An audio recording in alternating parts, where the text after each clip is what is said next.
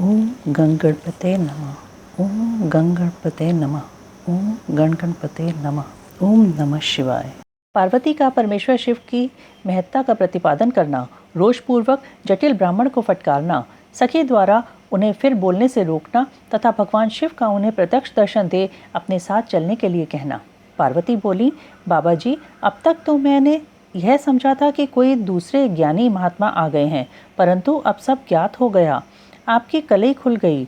आपसे क्या कहूँ, विशेषतः उस दशा में जब आप अवध्य ब्राह्मण हैं। ब्राह्मण देवता, आपने जो कुछ कहा है वह सब मुझे ज्ञात है, परंतु वह सब झूठा ही है, सत्य कुछ नहीं है। आपने कहा था कि मैं शिव को जानता हूँ। यदि आपकी यह बात ठीक होती तो आप ऐसी युक्ति एवं बुद्धि के विरुद्ध बात नहीं बोलते। यह ठीक है कि कभी कभी महेश्वर अपनी लीला शक्ति से प्रेरित हो तथा कथित अद्भुत वेश धारण कर लिया करते हैं, परंतु वास्तव में वे साक्षात परब्रह्म परमात्मा हैं। उन्होंने स्वेच्छा से ही शरीर धारण किया है।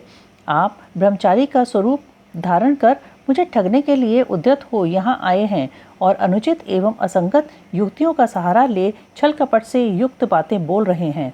मैं भगवान शंकर के स्वरूप को भली भांति जानती हूँ, इसलिए यथा योग्य विचार करके उनके तत्व का वर्णन करती हूँ।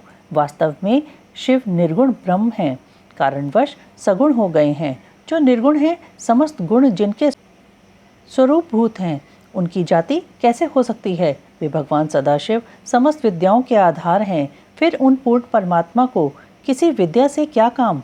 पूर्व काल में कल्प के आरंभ में भगवान शंभु ने श्री विष्णु को उच्छ्वास रूप से संपूर्ण वेद प्रदान किए थे। अतः उनके समान उत्तम प्रभु दूसरा कौन है, जो सबके आदि कारण है? उनकी अवस्था अथवा आयु का मापतौल कैसे हो सकता है? प्रकृति उन्हीं से उत्पन्न हुई है, फिर उनकी शक्ति का दूसरा क्या कारण हो सकता है?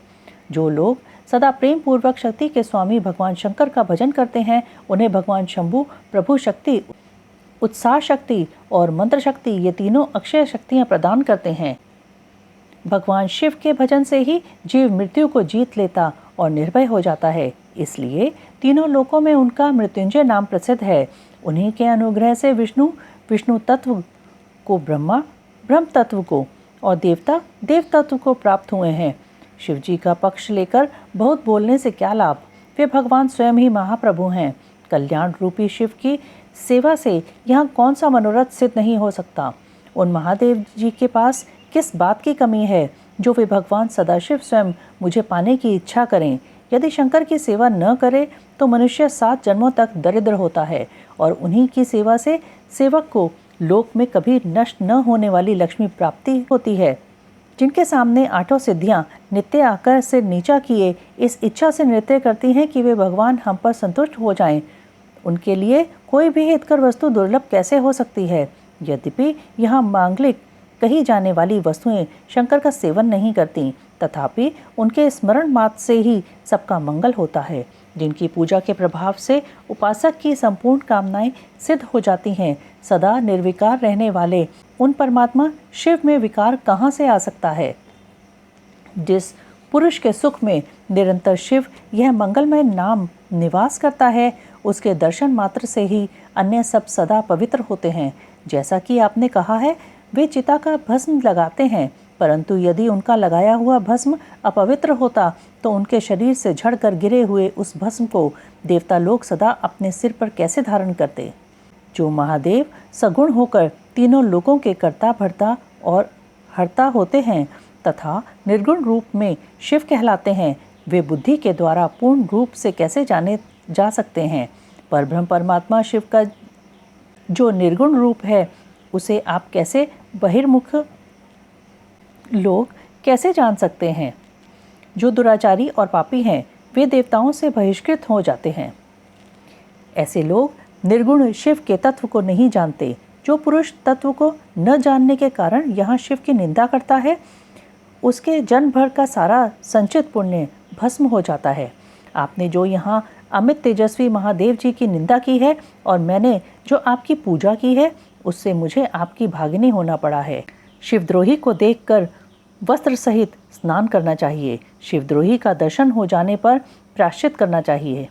इतना कहकर पार्वती जी उस ब्राह्मण पर अधिक रुष्ट होकर बोली, अरे रे दुष्ट, तूने कहा था कि मैं शंकर को जानता हूँ, परंतु निश्चय ही तूने उन सनातन शिव को नहीं जाना। भगवान रुद्र को तू जैसा कहता है वे वैसे ही क्यों न हों, उनके जैसे भी बहुसंख्यक रूप क्यों न हों। सत्पुरुषों के प्रियतम नित्य निर्विकार वे भगवान शिव ही मेरे अभीष्टतम देव हैं। ब्रह्मा और विष्णु भी कभी उन महात्मा हर के समान नहीं हो सकते। वे दूसरे देवताओं की तो बात ही क्या है, क्योंकि वे सदैव काल के अधीन हैं। इस प्रकार अपनी शुद्ध बुद्धि से तत्वतः विचार कर मैं शिव के लिए वन में आकर बड़ी भारी तपस्या कर रही हूँ। वे भक्तवत्सल सर्वेश्वर शिव ही हम सबके परमेश्वर हैं। दीनों पर अनुग्रह करने वाले उन महादेव को ही प्राप्त करने की मेरी इच्छा है। ब्रह्मा जी कहते हैं, नारद, ऐसा कहकर गिरिराज नंदिनी गिरिजा चुप हो गईं और निर्विकार चित्त से भगवान शिव का ध्यान करने लगीं। देवी की बात सुनकर वह ब्रह्मचारी ब्राह्मण ज्यों ही कुछ फिर कहने के लिए उद्यत हुआ, त्यों ही शिव में आसक्त चित्त होने के कारण उनकी निंदा सुनने से विमुख हुई पार्वती अपनी सखी विजया से शीघ्र बोली। पार्वती ने कहा, सखी, इस अधम ब्राह्मण को यत्नपूर्वक रोको, यह फिर कुछ कहना चाहता है। यह केवल शिव की निंदा ही करेगा। जो शिव की निंदा करता है केवल उसी को पाप नहीं लगता, जो उस निंदा को सुनता है वह भी यहाँ पाप का भागी होता है। भगवान शिव के उपासकों को चाहिए कि वे शिव की निंदा करने वालों का सर्वथा वध करें। यदि वह ब्राह्मण हो तो उसे अवश्य ही त्याग दें और स्वयं उस निंदा के स्थान से शीघ्र दूर चले जाएं। यह दुष्ट ब्राह्मण फिर शिव की निंदा करेगा। ब्राह्मण होने के कारण यह वध्य तो है नहीं, अतः त्याग देने योग्य है। किसी तरह भी इसका मुंह नहीं देखना चाहिए। इस स्थान को छोड़कर हम लोग आज ही किसी दूसरे स्थान में शीघ्र चली चलें, जिससे फिर इस अज्ञानी के साथ बात करने का अवसर ना मिले। उमा जी कहते हैं, नारद, ऐसा कहकर उमा ने ज्यों ही अन्यत्र जाने के लिए पैर उठाया, त्यों ही भगवान शिव ने अपने साक्षात स्वरूप से प्रकट हो प्रिया पार्वती का हाथ पकड़ लिया। शिवा जैसे स्वरूप का ध्यान करती थीं, वैसा ही सुंदर रूप धारण करके शिव ने उन्हें दर्शन दिया। पार्वती ने लज्जावश अपना मुंह नीचे की ओर कर लिया। तब भगवान शिव उनसे बोले, प्रिय, मुझे छोड़कर कहाँ जाओगी? अब मैं फिर कभी तुम्हारा त्याग नहीं करूँगा। मैं प्रसन्न हूँ, वर मांगो। मुझे तुम्हारे लिए कुछ भी अदेय नहीं है। देवी, आज से मैं तपस्या के मोल खरीदा हुआ तुम्हारा दास हूँ। तुम्हारे सौंदर्य ने भी मुझे मोह लिया है। अब तुम्हारे बिना मुझे एक क्षण भी युग के समान जान पड़ता है। लज्जा छोड़ो, तुम तो मेरी सनातन पत्नी हो, गिरिराज नंदिनी महेश्वरी। मैंने जो कुछ कहा है उस पर श्रेष्ठ बुद्धि से विचार करो। सुस्थिर चित्त वाली पार्वती, मैंने नाना प्रकार से तुम्हारी बारंबार परीक्षा ली है।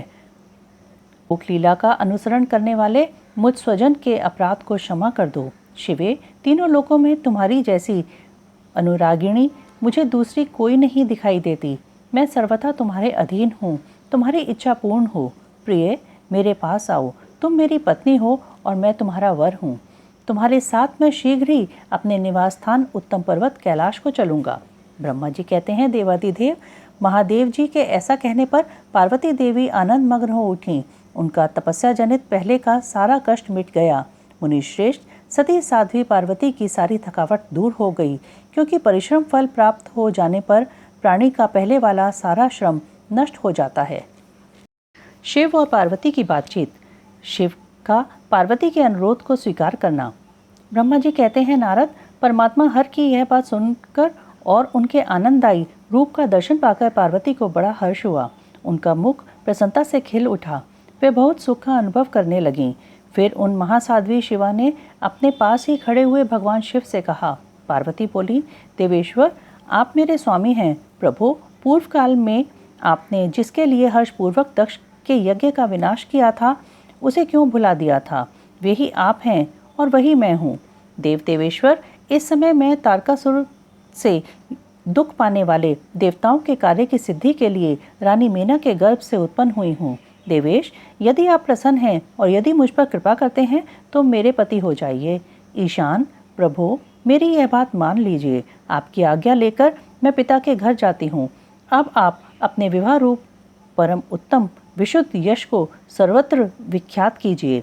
नाथ, प्रभु, आप तो लीला करने में कुशल हैं, अतः मेरे पिता हिमवान के पास चलिए और याचक बनकर उनसे मेरी याचना कीजिए। लोक में मेरे पिता के यश को फैलाते हुए आपको ऐसा ही करना चाहिए। इस तरह आप मेरे संपूर्ण गृहस्थाश्रम को सफल बनाइए। जब आप प्रसन्नतापूर्वक ऋषियों से मेरे पिता को सब बातों की जानकारी कराएंगे, तब मेरे पिता अपने भाई बंधुओं के साथ आपकी आज्ञा का पालन करेंगे, इसमें संदेह नहीं है। जब मैं पहले प्रजापति दक्ष की कन्या थी और मेरे पिता ने आपके हाथ में मेरा हाथ दिया, उस समय मेरे पिता दक्ष ने ग्रहों की पूजा नहीं की, अतः उस विवाह में ग्रह पूजन विषयक बड़ी भारी त्रुटि रह गई। इसलिए प्रभु महादेव, अब की बार देवताओं के कार्य की सिद्धि के लिए आप शास्त्रोक्त विधि से विवाह कार्य का संपादन करें। विवाह की जैसी रीति है उसका पालन आपको अवश्य करना चाहिए। मेरे पिता हिमवान की यह इच्छा है, अच्छी तरह ज्ञात हो जाना चाहिए कि मेरी पुत्री ने शुभकारक तपस्या की है। पार्वती की ऐसी बात सुनकर भगवान सदाशिव बड़े प्रसन्न हुए और उनसे हंसते हुए से प्रेम पूर्वक बोले।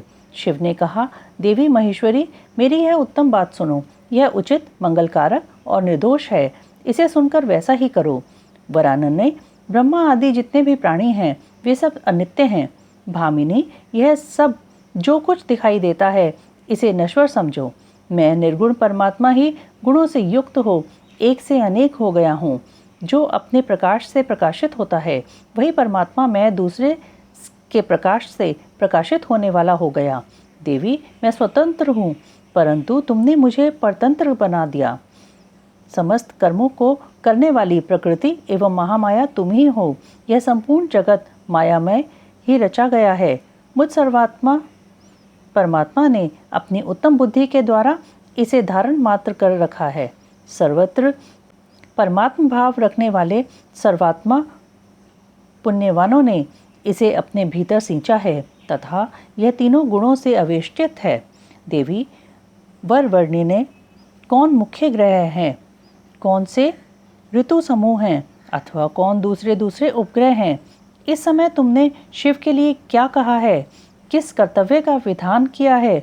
गुण और कार्य के भेद से हम दोनों ने इस जगत में भक्त वत्सलता के कारण भक्तों को सुख देने हेतु अवतार ग्रहण किया है। तुम ही रजसत्व तमोमयी सूक्ष्म प्रकृति हो, सदा व्यापार कुशल सगुणा हो और निर्गुणा भी हो। सुमध्य में मैं यहाँ संपूर्ण भूतों का आत्म निर्विकार एवं निरीह हूँ। भक्त की इच्छा से मैंने शरीर धारण किया है। शैलजे, मैं तुम्हारे पिता हिमालय के पास नहीं जा सकता तथा भिक्षुक होकर किसी तरह तुम्हारी उनसे याचना भी नहीं कर सकता। गिरिराज नंदिनी, महान गुणों से अत्यंत गौरवशाली महात्मा पुरुष भी अपने मुंह से देही यह बात निकालने पर तत्काल लघुता को प्राप्त हो जाता है। कल्याणी, ऐसा जानकर हमारे लिए क्या कहती हो। भद्रे, तुम्हारी आज्ञा से मुझे सब कुछ करना है, अतः जैसी तुम्हारी इच्छा हो वैसा करो। महादेव जी के ऐसा कहने पर भी सती साध्वी कमल लोचने महादेवी शिवा ने उन भगवान शंकर को बारंबार भक्ति भाव से प्रणाम करके कहा। पार्वती बोली, नाथ, आप आत्मा हैं और मैं प्रकृति। इस विषय में विचार करने की कोई बात नहीं है। हम दोनों स्वतंत्र और निर्गुण होते हुए भी भक्तों के अधीन होने के कारण सगुण हो जाते हैं। शंभो, प्रभो, आपको प्रयत्नपूर्वक मेरी प्रार्थना के अनुसार कार्य करना चाहिए। शंकर, आप मेरे लिए याचना करें और हिमवान को दाता बनने का सौभाग्य प्रदान करें। महेश्वर, मैं सदा आपकी भक्ता हूँ, अतः मुझ पर कृपा कीजिए। नाथ, सदा जन जन में मैं ही आपकी पत्नी होती रही हूँ। आप परब्रह्म परमात्मा हैं, निर्गुण हैं, प्रकृति से परे हैं, निर्विकार, निरीह एवं स्वतंत्र परमेश्वर हैं, तथापि भक्तों के उद्धार में संलग्न होकर यहाँ सगुण भी हो जाते हैं। स्वरात्माराम होकर भी लीला विहारी बन जाते हैं, क्योंकि आप नाना प्रकार की लीलाएं करने में कुशल हैं। महादेव, महेश्वर, मैं सब प्रकार से आपको जानती हूँ। सर्वज्ञ, अब बहुत कहने से क्या लाभ, मुझ पर दया कीजिए।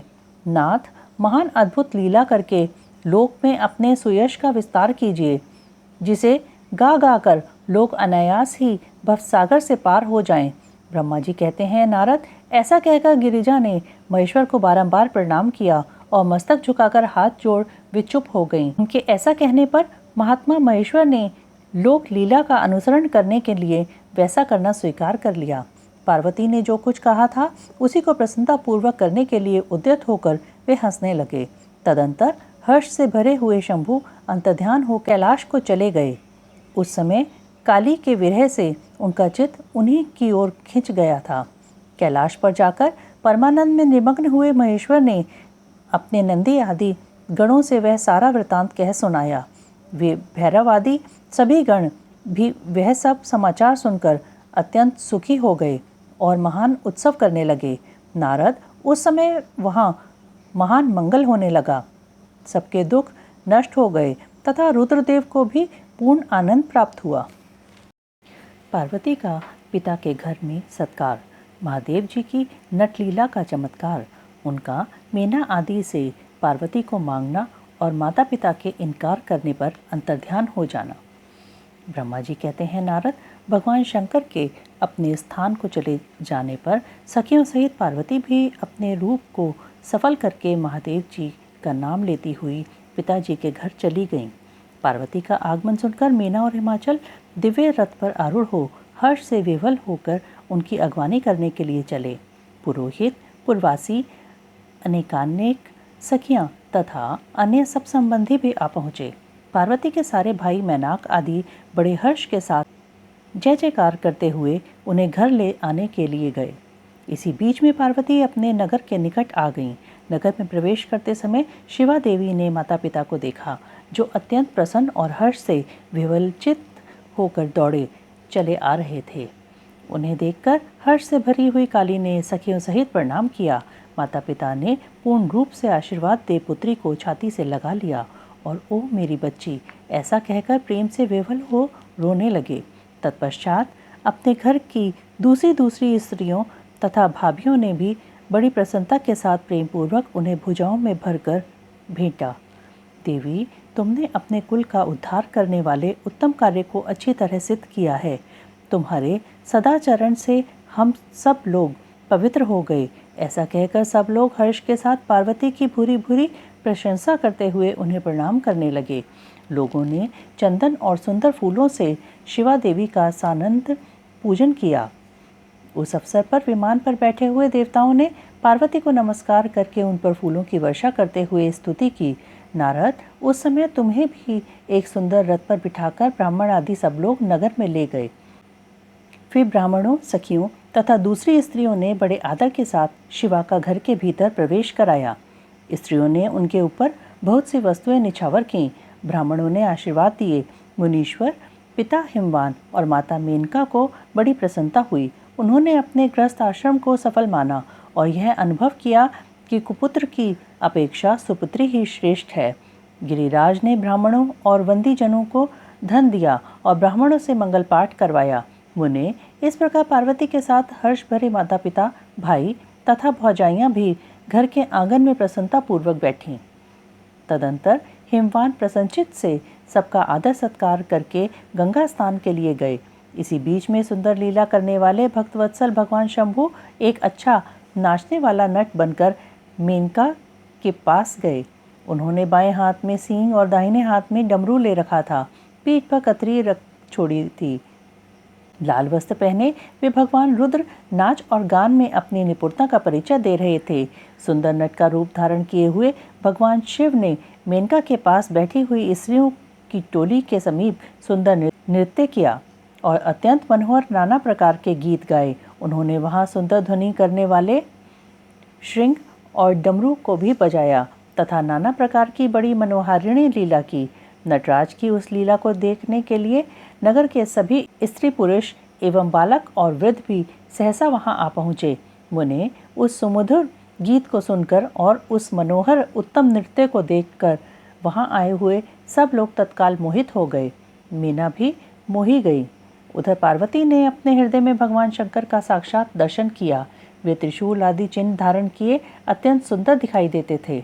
उनका सारा अंग विभूति से विभूषित था। वे हड्डियों की माला से अलंकृत थे। उनका मुख सूर्य, चंद्रमा एवं अग्नि रूप 3 नेत्रों से उद्भासित था। उन्होंने नाग का यज्ञोपवीत धारण किया था। उनके उस सुरम्य रूप को देखकर दुर्गा प्रेमावेश से मूर्छित हो गईं। गौरवर्ण विभूषित दीनबंधु, दया सिंधु और सर्वथा मनोहर महेश्वर पार्वती से कह रहे थे कि वर मांगो। अपने हृदय में विराजमान महादेव जी को इस रूप में देखकर पार्वती देवी ने उन्हें प्रणाम किया और मन ही मन यह वर मांगा कि आप मेरे पति हो जाइए। प्रीति युक्त हृदय से शिवा को वैसा कल्याणकारी वर देकर वे पुनः अंतर्ध्यान हो गए और वहां पूर्ववत भिक्षा मांगने वाला नट बनकर उत्तम नृत्य करने लगे। उस समय मीना सोने की थाली में रखे हुए बहुत से सुंदर रत्न ले उन्हें प्रसन्नतापूर्वक देने के लिए गईं। उनका वह ऐश्वर्य देखकर भगवान शंकर मन ही मन बड़े प्रसन्न हुए, परंतु उन्होंने उन रत्नों को स्वीकार नहीं किया। वे भिक्षा में उनकी पुत्री शिवा को ही मांगने लगे और पुनः कौतुकवश सुंदर नृत्य एवं गान करने को उद्यत हुए। मीना उस भिक्षुक नट की बात सुनकर अत्यंत कुपित हो उठी और उसे डांटने फटकारने लगीं। उनके मन में उसे बाहर निकाल देने की इच्छा हुई। इसी बीच में गिरिराज हिमवान गंगा जी से नहाकर लौट आए। उन्होंने अपने सामने उस नराकार भिक्षुक को आंगन में खड़ा देखा। मीना के मुख से सारी बातें सुनकर उनको भी बड़ा क्रोध हुआ। उन्होंने अपने सेवकों को आज्ञा दी कि इस नट को बाहर निकाल दो। मुनिश्रेष्ठ, वे नटराज विशालकाय अग्नि की भांति अपने उत्तम तेज से प्रज्वलित हो रहे थे। उन्हें छूना भी कठिन था, इसलिए कोई भी उन्हें बाहर न निकाल सका। तात फिर तो नाना प्रकार की लीलाओं में विशारद उन भिक्षु शिरोमणि शैलराज को अपना अनंत प्रभाव दिखाना आरंभ किया। हिमवान ने देखा भिक्षु ने वहां तत्काल ही भगवान विष्णु का रूप धारण कर लिया है। उनके मस्तक पर किरीट, कानों में कुंडल और शरीर पर पीत वस्त्र शोभा पाते हैं। उनके 4 भुजाएं हैं। हिमवान ने पूजा के समय गदाधारी श्री हरि को जो जो पुष्प आदि चढ़ाए थे वे सब उन्होंने भिक्षु के शरीर और मस्तक पर देखे। तत्पश्चात गिरिराज ने उन भिक्षु शिरोमणि को जगत स्रष्टा चतुर्मुख ब्रह्मा के रूप में देखा। उनके शरीर का वर्ण लाल था और वे वैदिक सूक्त का पाठ कर रहे थे। तदंतर शैलराज ने उन कौतुककारी नटराज की एक क्षण में जगत के नेत्र रूप सूर्य के आकार में देखा। नटराज को एक क्षण में जगत के नेत्र रूप सूर्य के आकार में देखा। तात इसके बाद वे महान अद्भुत रुद्र के रूप में दिखाई दिए। उनके साथ देवी पार्वती भी थीं। वे उत्तम तेज से संपन्न रमणीय रुद्र धीरे धीरे हंस रहे थे। फिर वे केवल तेजोमय रूप में दृष्टिगोचर हुए। उनका वह रूप निराकार, निरंजन, उपाधि शून्य, निरीह एवं अत्यंत अद्भुत था। इस प्रकार हिमवान ने उनके बहुत से रूप देखे। इससे उन्हें बड़ा विस्मय हुआ और वे तुरंत ही परमानंद में निमग्न हो गए। तदंतर सुंदर लीला करने वाले उन भिक्षु शिरोमणि हिमवान और मीना से दुर्गा को ही भिक्षा के रूप में मांगा। दूसरी कोई वस्तु ग्रहण नहीं की, परंतु शिव की माया से मोहित होने के कारण शैलराज ने उनकी उस प्रार्थना को स्वीकार नहीं किया। फिर भिक्षु ने कोई वस्तु नहीं ली और वे वहां से अंतर्ध्यान हो गए।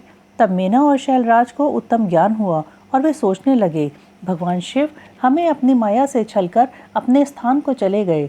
यह विचार कर उन दोनों की भगवान शिव में पराभक्ति हुई। तो महान मोक्ष की प्राप्ति कराने वाली, दिव्य तथा संपूर्ण आनंद प्रदान करने वाली है। देवताओं के अनुरोध से वैष्णव ब्राह्मण के वेश में शिवजी का हिमवान के घर जाना और शिव की निंदा करके पार्वती का विवाह उनके साथ न करने को कहना। ब्रह्मा जी कहते हैं, नारद, मीना और हिमवान की भगवान शिव के प्रति उच्च कोटि की अनन्य भक्ति को देख इंद्र आदि सब देवता परस्पर विचार करने लगे। तदंतर गुरु बृहस्पति और ब्रह्मा जी की सम्मति के अनुसार सभी मुख्य देवताओं ने शिव जी के पास जाकर उनको प्रणाम किया और वे हाथ जोड़कर उनकी स्तुति करने लगे। देवता बोले, देवदेव महादेव करुणाकर शंकर, हम आपकी शरण में आए हैं, कृपा कीजिए। आपको नमस्कार है स्वामिन। आप भक्त वत्सल होने के कारण सदा भक्तों के कार्य सिद्ध करते हैं, दीनों का उद्धार करने वाले और दया के सिंधु हैं तथा भक्तों को विपत्तियों से छुड़वाने के लिए। इस प्रकार महेश्वर की स्तुति करके इंद्र सहित संपूर्ण देवताओं ने मीना और हिमवान की अनन्य शिव भक्ति के विषय में सारी बातें आदरपूर्वक बताईं। देवताओं की वह बात सुनकर महेश्वर ने उनकी प्रार्थना स्वीकार कर ली और हंसते हुए उन्हें आश्वासन देकर विदा किया। तब सब देवता अपना कार्य सिद्ध हुआ जब मानकर भगवान सदाशिव की प्रशंसा करते हुए शीघ्र अपने घर को लौटकर प्रसन्नता का अनुभव करने लगे। तदंतर भक्त वत्सल महेश्वर भगवान शंभु जो माया के स्वामी हैं, निर्विकार चित्त से शैलराज के यहाँ गए। उस समय गिरिराज हिमवान सभा भवन में बंधु वर्ग से घिरे हुए पार्वती सहित प्रसन्नता पूर्वक बैठे थे। इसी अवसर पर वहां सदाशिव ने पदार्पण किया। वे हाथ में दंड, छत्र, शरीर पर दिव्य वस्त्र, ललाट में उज्जवल तिलक, एक हाथ में स्फटिक की माला और गले में शालग्राम धारण किए भक्तिपूर्वक हरि नाम का जप कर रहे थे और देखने में साधु वेशधारी ब्राह्मण जान पड़ते थे। उन्हें आया देख सपरिवार हिमवान उठकर खड़े हो गए। उन्होंने उन अपूर्व अतिथि देवता को भूतल पर दंड के समान पड़कर भक्तिभाव से साष्टांग प्रणाम किया। देवी पार्वती ब्राह्मण रूपधारी प्राणेश्वर शिव को पहचान गई थीं, अतः उन्होंने भी उनको मस्तक झुकाया और मन ही मन बड़ी प्रसन्नता के साथ उनकी स्तुति की। ब्राह्मण रूपधारी शिव ने उन सबको प्रेम पूर्वक आशीर्वाद दिया, किंतु शिवा को सबसे अधिक मनोवांछित शुभाशीर्वाद प्रदान किया। शैलाधिराज हिमवान ने बड़े आदर से उन्हें मधुपर्क आदि पूजन सामग्री भेंट की और ब्राह्मण ने बड़ी प्रसन्नता के साथ वह सब ग्रहण किया। तत्पश्चात गिरिश्रेष्ठ हिमाचल ने उनका कुशल समाचार पूछा। मुने अत्यंत प्रीतिपूर्वक उन द्विजराज की विधिवत पूजा करके शैलराज ने पूछा, आप कौन हैं? तब उन ब्राह्मण शिरोमणि ने गिरिराज से शीघ्र ही आदरपूर्वक कहा। विशेष ब्राह्मण बोले, गिरिश्रेष्ठ, मैं उत्तम विद्वान वैष्णव ब्राह्मण हूँ और ज्योतिषी की वृत्ति का आश्रय लेकर भूतल पर भ्रमण करता रहता हूँ। मन के समान मेरी गति है। मैं सर्वत्र जाने में समर्थ और गुरु की दी हुई शक्ति से सर्वज्ञ, परोपकारी, शुद्धात्मा, दया सिंधु और विकार नाशक हूँ। मुझे ज्ञात हुआ है कि तुम अपनी इस लक्ष्मी सरीखी सुंदर रूप वाली दिव्य सुलक्षणा अपनी पुत्री को एक आश्रय रहित, असंग, कुरूप और गुणहीन वर महादेव जी के हाथ में देना चाहते हो। वे रुद्र देवता मरघट में वास करते, शरीर में सांप लपेटे रहते और योग साधते फिरते हैं। उनके पास पहनने के लिए एक वस्त्र भी नहीं है। वैसे ही नंग धड़ंग घूमते हैं। आभूषण की जगह सर्प धारण करते हैं। उनके कुल का नाम आज तक किसी को ज्ञात नहीं हुआ। वे कुपात्र और कुशील हैं। स्वभावतः विहार से दूर रहते हैं। सारे शरीर में भस्म रमाते हैं। क्रोधी और अविवेकी हैं। उनकी अवस्था कितनी है यह किसी को ज्ञात नहीं। वे अत्यंत कुत्सित, जटा का बोझ सदा सिर पर धारण किए रहते हैं। वे भले बुरे सबको आश्रय देने वाले, भ्रमणशील, नागहारधारी, भिक्षुक, कुमार्गपरायण तथा हठपूर्वक वैदिक मार्ग का त्याग करने वाले हैं। ऐसे अयोग्य वर को आप अपनी बेटी ब्याहना चाहते हैं? अचल राज, अवश्य ही आपका यह विचार मंगलदायक नहीं है। नारायण कुल में उत्पन्न ज्ञानियों में श्रेष्ठ गिरिराज, मेरे कथन का मर्म समझो। तुमने जिस पात्र को ढूंढ रखा है वह इस योग्य नहीं है कि उसके हाथों में पार्वती का हाथ दिया जाए। शैलराज, तुम ही देखो, उनके एक भी भाई बंधु नहीं है। तुम तो बड़े रत्नों की खान हो, किंतु उनके घर में भूंजी भांग भी नहीं है। वे सर्वथा निर्धन हैं। गिरिराज, तुम शीघ्र ही अपने भाई बंधुओं से, मेना देवी से, सभी बेटों से और पंडितों से भी प्रयत्नपूर्वक पूछ लो, किंतु पार्वती से न पूछना, क्योंकि उन्हें शिव के गुण दोष की परख नहीं है। ब्रह्मा जी कहते हैं, नारद, ऐसा कहकर वे ब्राह्मण देवता जो नाना प्रकार की लीला करने वाले शांत स्वरूप शिव ही थे, शीघ्र खा पी कर आनंद पूर्वक वहां से अपने घर को चल दिए। ओम नमः शिवाय, ओम नमः शिवाय, ओम नमः शिवाय।